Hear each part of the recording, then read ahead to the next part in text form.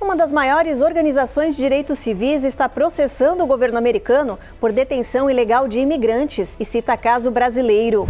Estudo mostra que, sem reforma migratória, os Estados Unidos podem perder 15 milhões de trabalhadores até 2035. Taxas de vistos e incertezas afastam estudantes dos Estados Unidos e barram recém-formados de trabalhar. Brasil inaugura biofábrica de mosquitos para combater dengue, zika e chikungunya com foco global. E você vai conhecer quem é o chefe brasileiro que vai participar de um reality show de final de ano de confeitaria aqui nos Estados Unidos.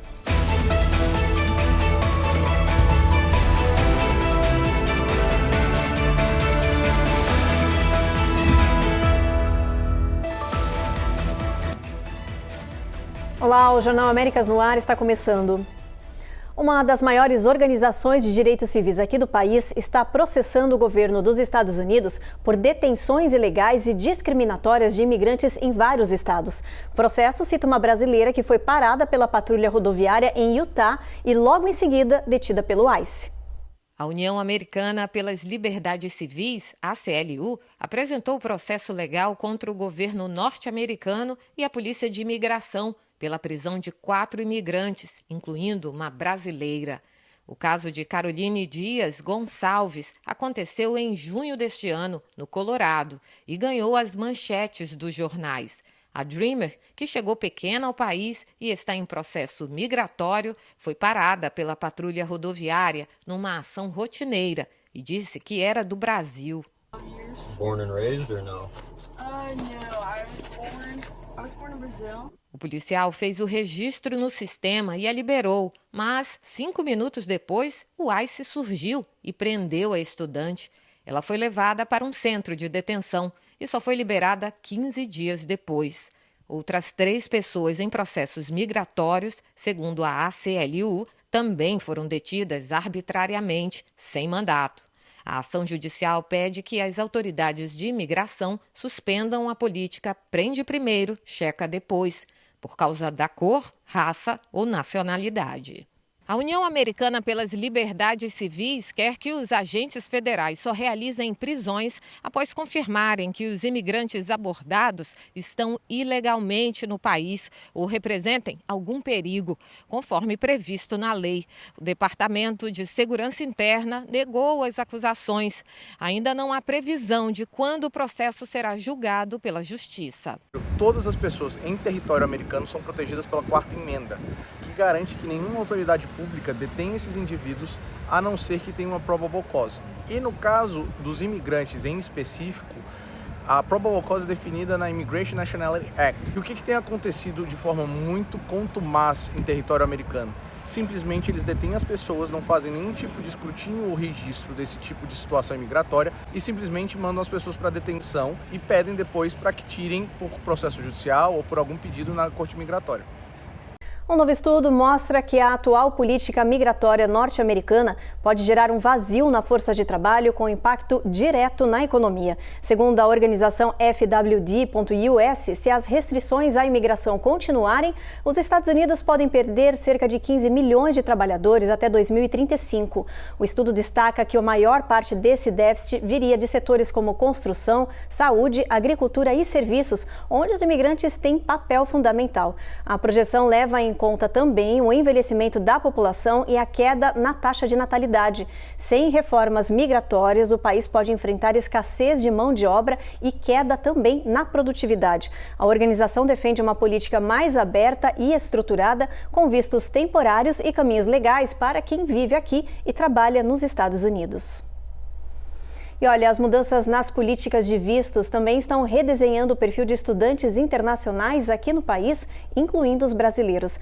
Além disso, recém-formados não estão conseguindo ficar no território norte-americano. As empresas não querem mais pagar o novo e alto valor do visto H-1B, que é de trabalho, no valor de $100 mil.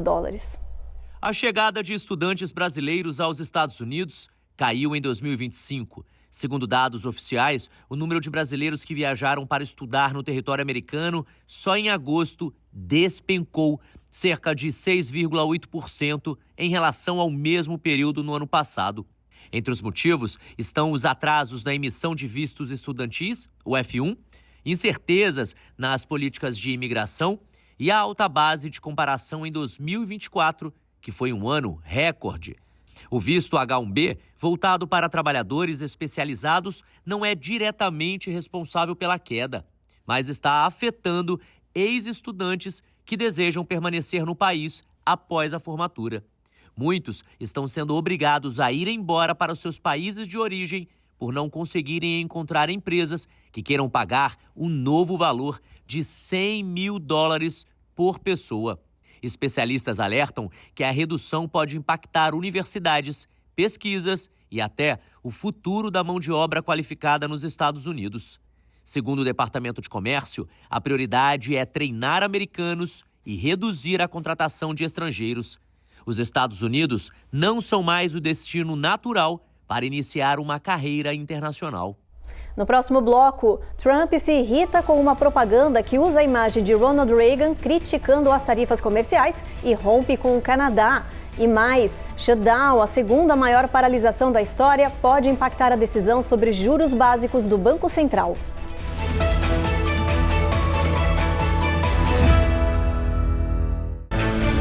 Américas no Ar. Oferecimento Uninter. A melhor faculdade para brasileiros nos Estados Unidos. Acesse uninteraméricas.com e inscreva-se já. Vida Máxima Account. Orientação especializada e suporte para sua legalização nos Estados Unidos. Seu futuro é agora. Use o código VIDARECORD e ganhe uma consultoria grátis.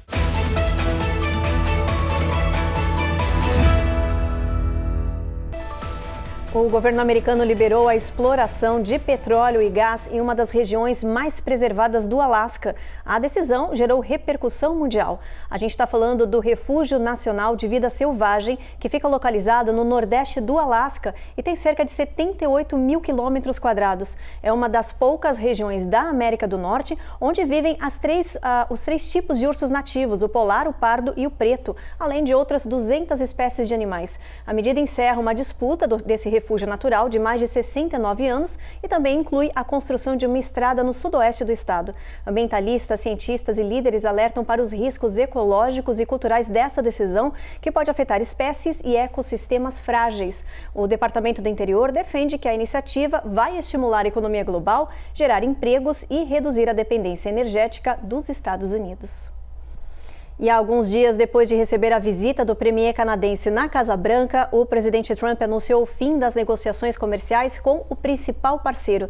E o motivo foi uma propaganda polêmica que usa a imagem do ex-presidente americano Ronald Reagan, criticando as tarifas dos Estados Unidos. High tariffs inevitably lead to retaliation by foreign countries and the triggering of fierce trade wars.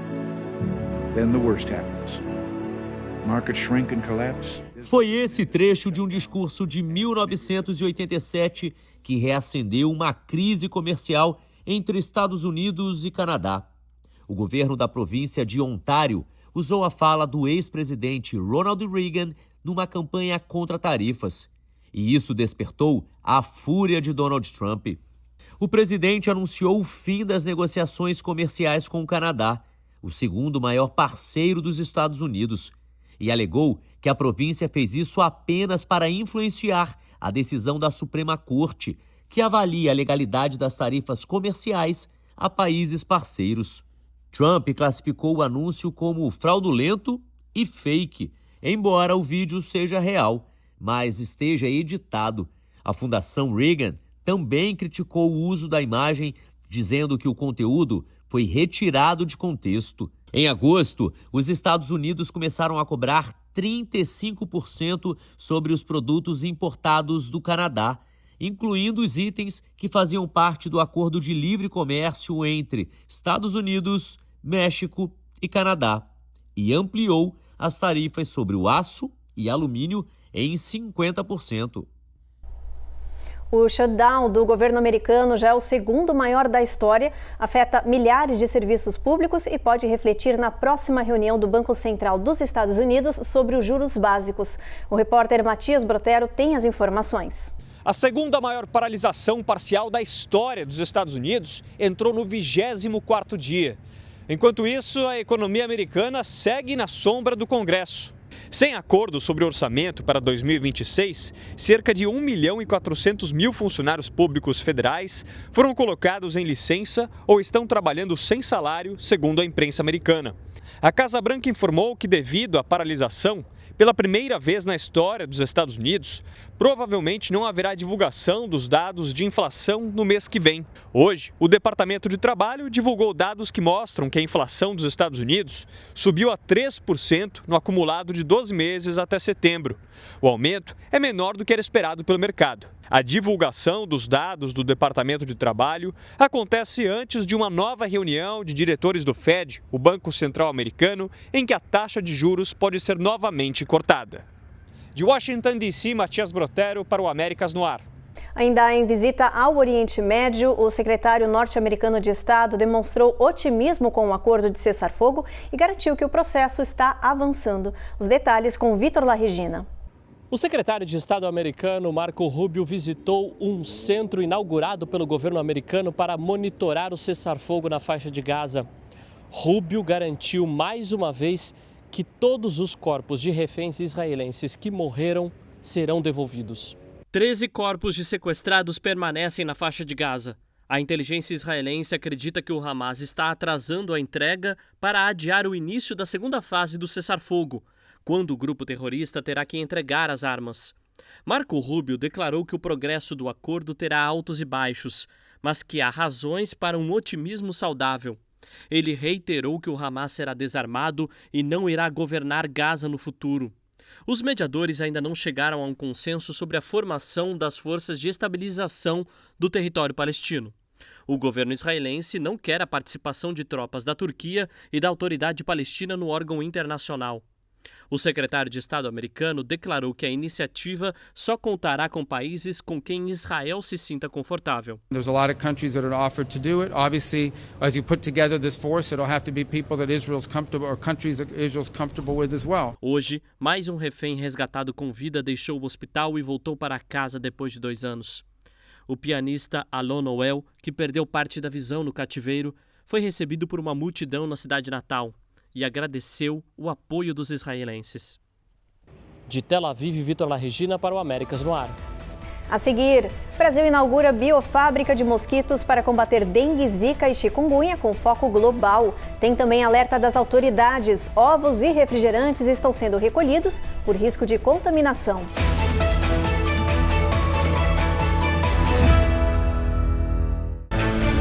Américas no Ar. Oferecimento EasyPag. Compra inteligente para imigrantes. iPhone desbloqueado, parcelado, só com passaporte.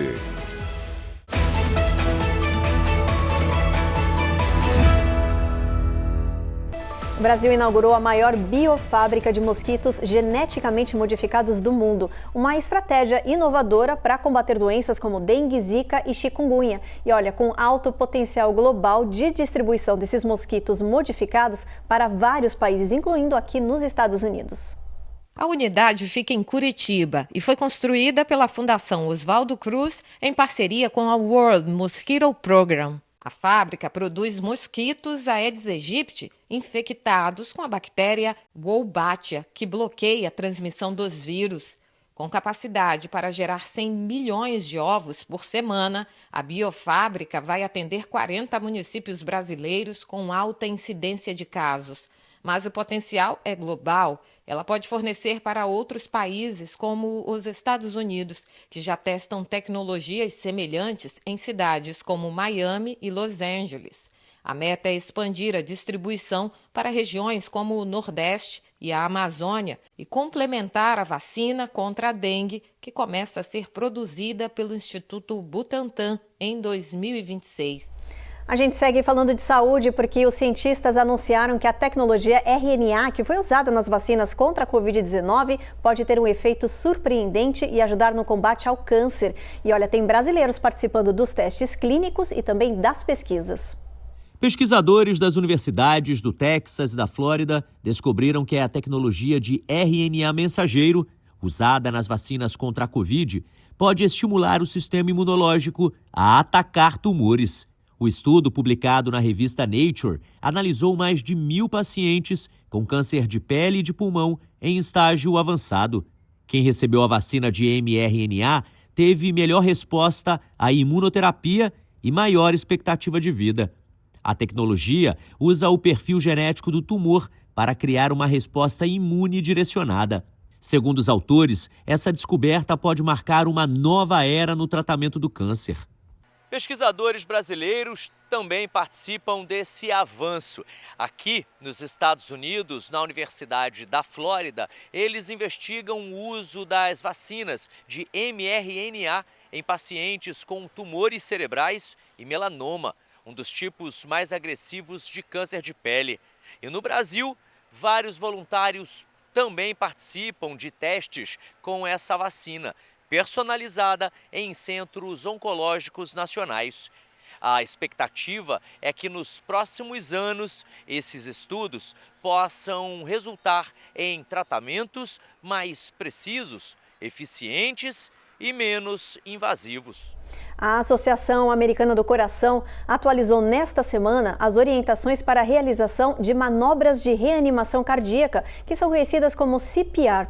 As novas diretrizes incluem mudanças importantes para casos de engasgo e também de overdose por opioides.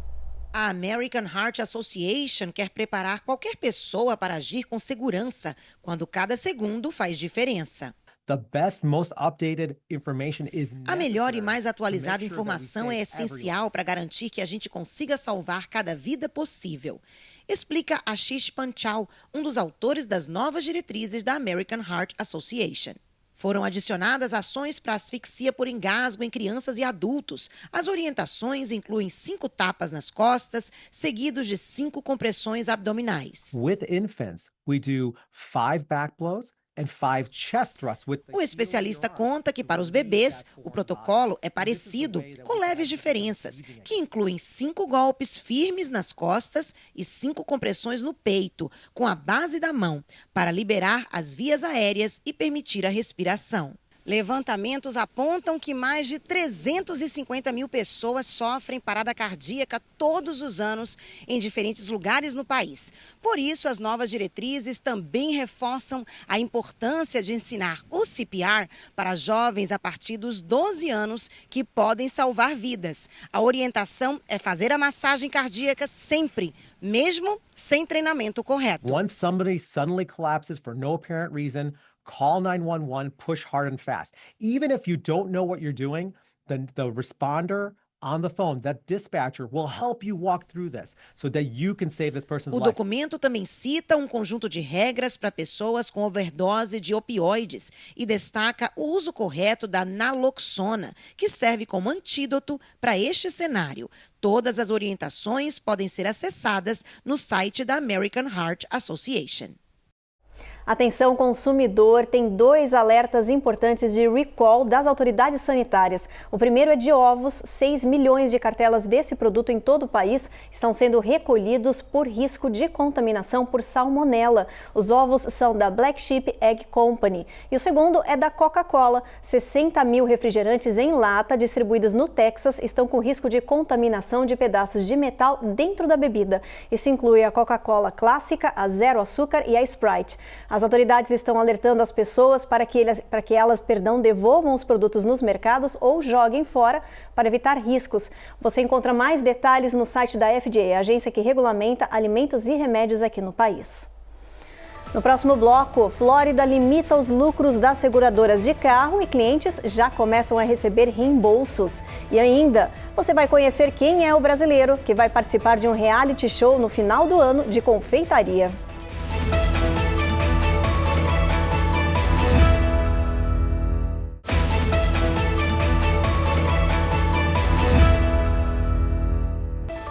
Uma nova regra na Flórida está mexendo com o mercado de seguros automotivos e animando os clientes. Assegurados de várias empresas podem receber reembolsos por lucros excessivos.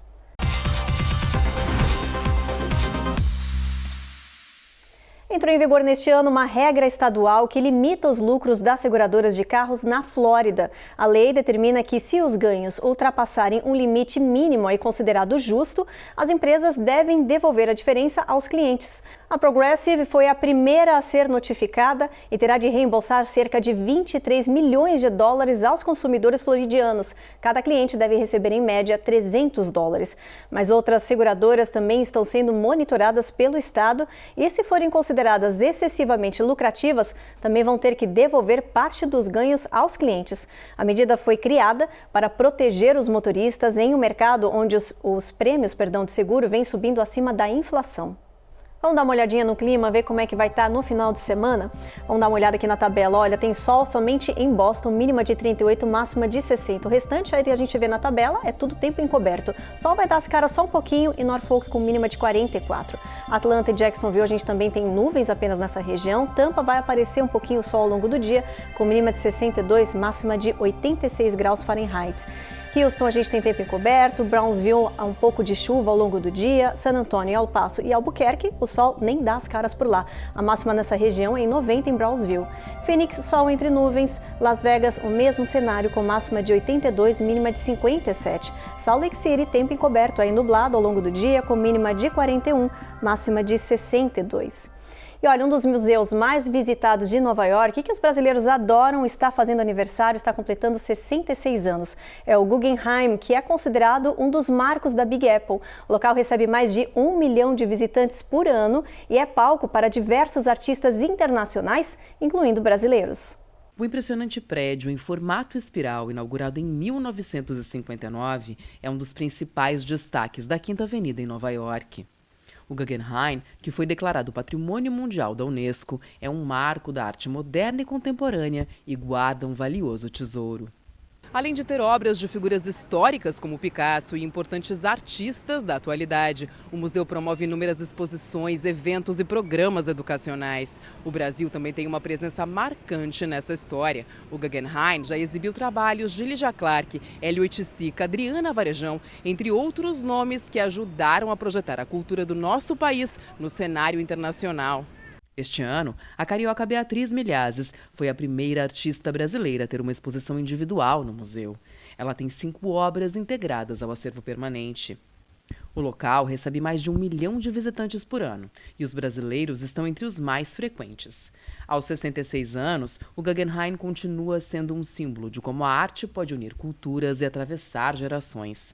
Para quem quiser planejar a visita, o site traz informações em português e opções de tour com áudio guiado. O Guggenheim abraça a diversidade e os artistas brasileiros. Quem que não ficou encantado com a exposição recente da artista brasileira Beatriz Milhazes e com a histórica exibição Brasil, Raízes e Alma, que além de ter reunido muitos artistas brasileiros numa única exibição, também revelou a diversidade e a complexidade da cultura artística brasileira. Guggenheim, feliz aniversário! A gente conta agora uma história que tem sabor de superação e um toque de magia. Um brasileiro que saiu do picadeiro de um circo no interior do nosso país para brilhar nas cozinhas mais prestigiadas de Orlando. A gente está falando de Jean Carlos, um confeiteiro de mão cheia que foi selecionado para participar de um dos maiores realities de doces e bolos dos Estados Unidos e que vai criar sobremesas inspiradas na magia do Natal. A Carla Marinho conversou com exclusividade com Jean. Olha só.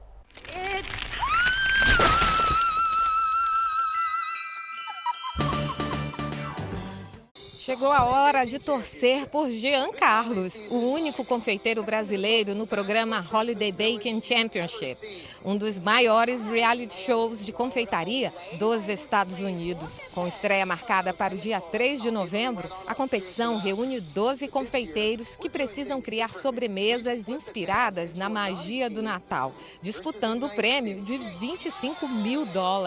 Está sendo incrível trazer um pouco da minha história, da minha identidade brasileira para uma celebração tão americana, tão tradicional, e eu consegui ali, nessa temporada, imprimir um pouquinho da minha paixão, da minha cultura. Jean foi escolhido para esse grupo seleto do reality show por causa do talento, com doces, bolos e sobremesas que combinam técnica, precisão e criatividade. Mas no caso deste brasileiro, tem 2 ingredientes a mais: a alegria e a vontade de fazer os outros sorrirem. Algo que ele aprendeu ainda criança, ao lado da mãe, em um circo no Mato Grosso do Sul. Mas em 2005 minha mãe decidiu não continuar mais com o circo e parou em uma cidade, e foi aí quando minha paixão pela confeitaria despertou, e com 10 anos de idade eu pedi para trabalhar ali naquela padaria, e dali em diante fui fazendo doces em casa para minha mãe vender de porta em porta, e isso me ajudou a pagar minha faculdade de gastronomia. Hoje, Jean desenvolve sua arte na cozinha de um hotel da Disney em Orlando. Decidi aplicar para trabalhos aqui nos Estados Unidos, e foi em 2022 quando eu me mudei para cá. Eu me mudei para Atlanta, na Geórgia, e esse ano de 2025 eu me mudei aqui para Orlando, e hoje eu trabalho aqui no centro, no coração da Disney World. A paixão pela confeitaria foi o ingrediente para manter a dedicação e resiliência de Jean, até para chegar nos Estados Unidos, onde o capítulo mais importante da história dele começou a ser escrito. Eu convido vocês e peço muito à torcida da minha comunidade brasileira aqui que torçam muito para a gente chegar na final, para a gente, imagina, ser o primeiro brasileiro a ganhar esse programa, vai ser algo incrível. Muito obrigado e eu vejo vocês. Bacana, né? Bom, o Jornal Américas no Ar então termina agora. A gente te espera na próxima edição. Até lá!